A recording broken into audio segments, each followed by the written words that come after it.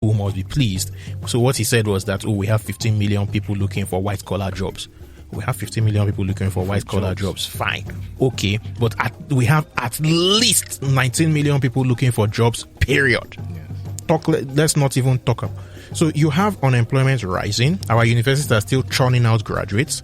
The Nigerian Labour Congress is threatening to go on strike tomorrow, which means productivity dips. So productivity is dipping, unemployment is rising, inflation is rising, your GDP numbers are dropping, your population growth rate is exploding, your GDP numbers are essentially a slowdown, because we still have growth in GDP, but quarter on quarter since the recession, it's actually slowing down. I will be mad if I try to calculate it. I think for the benefit of our of the listeners, I felt the need to just point out that the decline in the GDP figures from $500 billion to $385 billion was driven in large part by the loss in the value of the naira. It was driven not in large parts, it was driven in parts. That's what you should say. There were so many factors that combined. The loss in the value, because GDP is calculated in dollars anyway. But so the loss in value, a lot of it, the loss in value of naira contributed. But the key thing was the loss in productivity, and then the drop in foreign direct investment. That's foreign direct investment, which perception plays a key role in it. That foreign direct investment is very key. So when you have laws like the Land Use Act, when you have arbitrariness, that arbitrariness is the key problem here. When you have arbitrariness on a consistent basis, you will not get foreign investors coming in. The best you will get are the vulture funds who will come and pack their money in the stock market, ready to leave. So I see people on social media celebrating foreign portfolio investments rising because of higher yields, and I'm like, oh my God, that's not a good sign, is it? When your yield is higher, it means that you are riskier. Yes. But then you have the energy to be fighting them on social media. I'm just exhausted. I'm exhausted. Sorry for the ageism, but there's 10 years between us, so I understand why. When I was your age, I could fight. Well, I mean, we hope to get to that age too. Hopefully, I'll be just as tired as you two when I get to that age. Don't forget, you can make your voice heard on the show. Tweet at us with the hashtag RedTapeAfrica and hashtag Africa Business Radio. You can also send your voice notes to +234 701 650 8975. That's +234 701 650 8975. When we come back from the break, we're going to take some tweets from our listeners, and we're going to listen to some voice notes sent in from our listeners. And then I'm going to go to Stanley to ask him for some more figures. We'll be right back.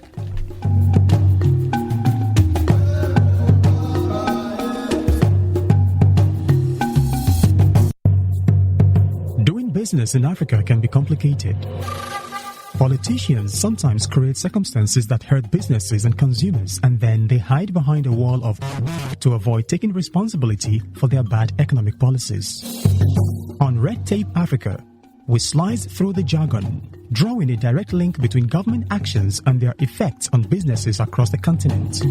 Red Tape Africa is where we break down the jargons of business and economic policies in plain English so that you can understand how the impacts on your business and on you. Join us every Tuesday and Thursday on Africa Business Radio as we deliver an impartial verdict on these policies. Red Tape Africa, economic policy impact in plain English.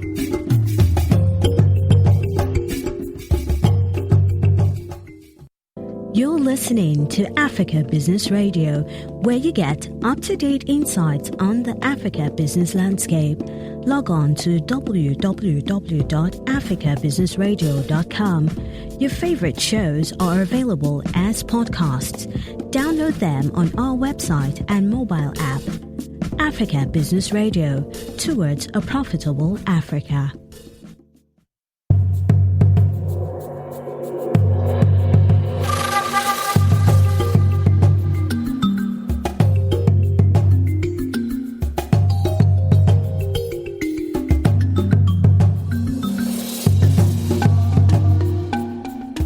You're listening to Africa Business Radio, and this is Red Tape Africa. before we went on the break, we were listening to some insights from Cheta. I just want to take some feedback from our audience real quick before we get back to him. So let's take some tweets now. This tweet's from Senyo Patience. If you remember Senyo, she was actually on episode 1, where she was the entrepreneur involved in the coconut processing value chain, whose business has been affected by the border closures. And she says, funny how these traders rebag foreign rice inside the local rice bags. I've heard that from several people too. She also says the total border closure is very ridiculous. The government didn't put any palliative measures in place to ease the suffering of the masses. Can the government officials themselves come to equity with clean hands? Can they swear by whatever they believe in that all the food items that they've been consuming since the borders were closed are grown in Nigeria food items? I think that's an interesting question. Let's also hear from a listener who sent in a voice note to the number.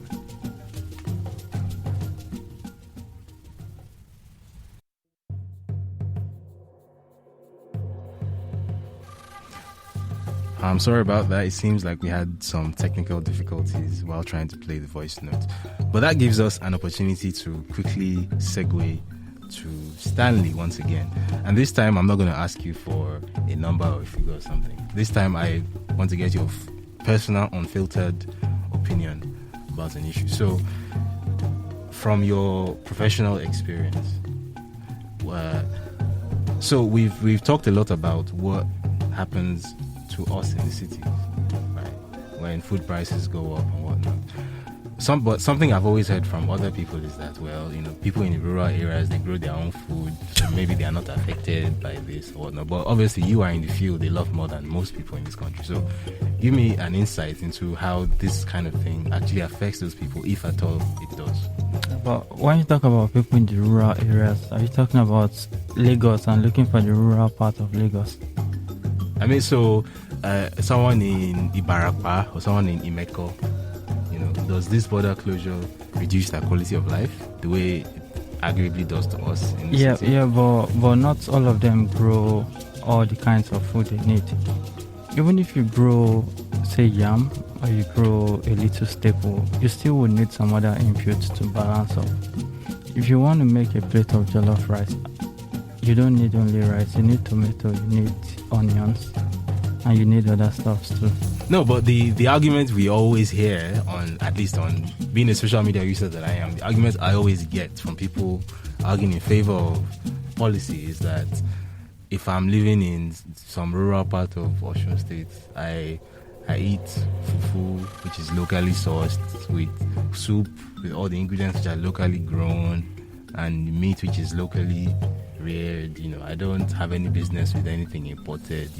So it's us, effete bourgeoisie people in the cities, who eat anything imported, but people in the rural areas, they live off the ground. So I want to get, is that true? Yeah. It is true that most people in those rural areas can provide or can farm what they want and what they would eat. Yeah, but for people in the city, you still need you need to go to the markets. You need supplies from other parts of the world to actually meet up what you want. Can I put in here now? He's answering your question directly, which is that their quality of life doesn't fall in the rural areas. But then the next question should be, what is their quality of life? This is, and I can send this to you so that you can put on it. This is a HDI map of Nigeria. The states in red are largely rural. Yes. So basically, they already have a low quality of life. So it can't get any lower. So it can't get much lower. The question we should be asking is, how do we raise their quality of life? Not how do we bring down the quality of life of others to meet them there. That's not an answer. So with this rising, one of the reasons why, so we've refused to admit, for example, that the CBN's Anchor Borrowers program was a failure. Officially, we've refused to admit it. Return rates, loan return rates are abysmally low. I think in some cases 13% of borrowers returning loans. we've failed to recognize that one of the reasons why Nigerian produced food tends to be more expensive is because storage, non-existent. Electricity for storage, non-existent. Road infrastructure, he can tell you a lot about the roads. In short, can we just gist about the roads a bit, please? Because they go out. I mean, there are no roads now. Storage, like you said, road also. You spend almost all the day on the road trying to get products from one end to another. That contributes to also the rise in price. Security. In January, they were in Sokoto for a project. And one of the things that raised... For a rice project, actually. For a rice project. Right. One of the things that raised the cost of that project to the clients was the fact that we had to hire security to follow them all over the place. I got a bodyguard and I got like 2 police officers. It was interesting though. I don't know how much these guys enjoy all these things. I mean, and this was Sokoto, which is in the northwest. This was Sokoto, which technically is not. He can tell you what some of the things that they told him. Right. You need to work within this time and this time. You must not be caught outside within this time. Even the police officer said, okay, we went to a place called Gorunyo and Selemi, and said you should be out of there by 4:30. Yeah, right.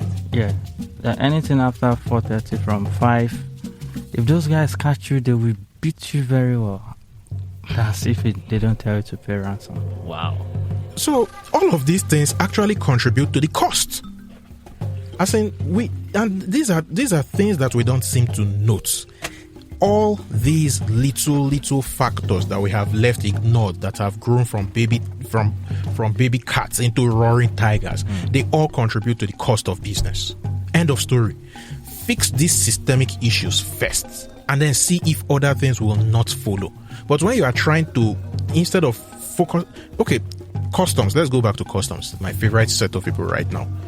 Last week, they went to Fraser Suites, which is one of the biggest, the most prestigious hotels in the country at the moment, and basically held it up so that cars will give customs papers. The closest border crossing to Fraser Suites is at Jibia, 564 kilometers away. From Jibia to Abuja, you have to cross customs checkpoints at Funtua, Katsina, Zaria, just outside Kaduna, and then Diko. Right. That's how many have I counted? 6. Yes. So you mean all those cars got through those without? That's an admission of failure. Doing that raid on Fraser should have been something that you do with your resignation paper. But no, we have people who don't give a hoot. They just want to remain in power. And that seems to be the official government policy going forward. So I think what the takeaway from today is, which obviously gives me no pleasure to say this, but the takeaway from today is things are not getting any better. Things do not look to be getting any better, and Nigerians should brace for impact. Because unfortunately that seems to be where we are heading at the moment. It's been a fantastic couple of minutes with Cheta Nwanze and Stanley Ikechukwu. Cheta is the head of research at SBM Intelligence, and Stanley is, once again, I forget the title because I'm just the worst person in the world. Field research. Right. Don't forget to like, follow, and subscribe to our pages on Twitter, Facebook, and Instagram at Red Tape Africa and at Africa Business Radio. You can always send in your tweets using the hashtag Red Tape Africa, and we'll try to take them on the show. Next week, we were actually supposed to discuss a South African topic this week, but the news from yesterday kind of switched up our schedule, which is how we ended up, fortunately, with Cheta today. On Thursday, we're going to be discussing the South African topic we were supposed to be discussing today. And that's been Red Tape Africa with David and Dane. I'll be back on Thursday. Thank you.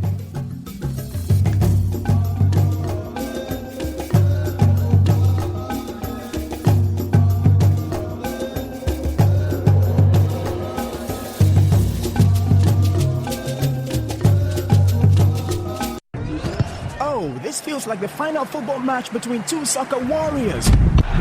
Oh my God, can somebody please tell me what the African formation is? Oh, it's 4-4-2.